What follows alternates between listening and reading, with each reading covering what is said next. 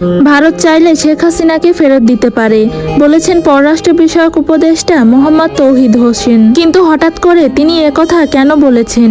প্রিয় দর্শক, এ বিষয়ে বিস্তারিত দেখুন পুরো ভিডিওতে, তাই না টেনে সম্পূর্ণ ভিডিওটি দেখতে থাকুন। সাবেক প্রধানমন্ত্রী শেখ হাসিনাকে ভারত চাইলে ফেরত দিতে পারে বলে মন্তব্য করেছেন অন্তর্বর্তীকালীন সরকারের পররাষ্ট্র বিষয়ক উপদেষ্টা মোহাম্মদ তৌহিদ হোসেন। রবিবার 1 সেপ্টেম্বর পররাষ্ট্র বিষয়ক মন্ত্রণালয়ে সাংবাদিকদের এক প্রশ্নের জবাবে এমন মন্তব্য করেন পররাষ্ট্র উপদেষ্টা।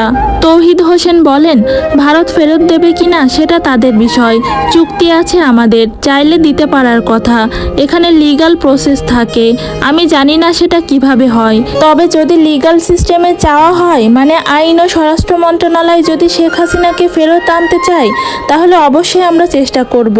পররাষ্ট্র বিষয়ক উপদেষ্টা মোহাম্মদ তৌহিদ হোসেন আরও বলেন, যদি আইন আদালত আমাদেরকে বলে তাকে ফেরত আনার জন্য, যদি আইন আদালত চায় শেখ হাসিনার বিচার করতে, তখন তাকে ফেরত আনার ব্যবস্থা আমরা করব।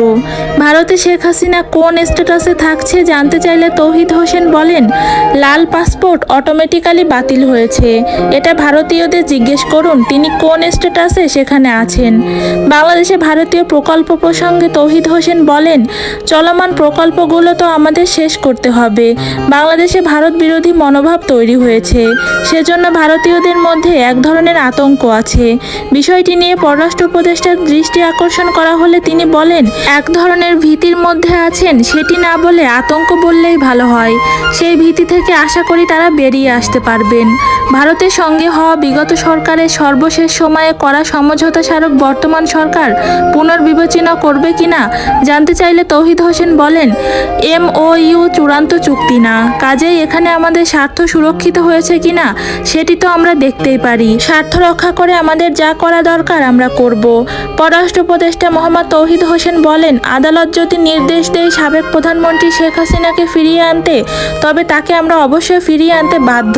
তো প্রিয় দর্শক, আপনি কি চান প্রধানমন্ত্রী শেখ হাসিনাকে দেশে ফিরিয়ে এনে তার বিচার করা হোক? আপনার ব্যক্তিগত মতামতটি কমেন্ট করে জানাতে ভুলবেন না। আরও আপডেট পেতে আমাদের চ্যানেলটি সাবস্ক্রাইব করে পাশে থাকা বেল আইকনটি ক্লিক করে দিন। ধন্যবাদ।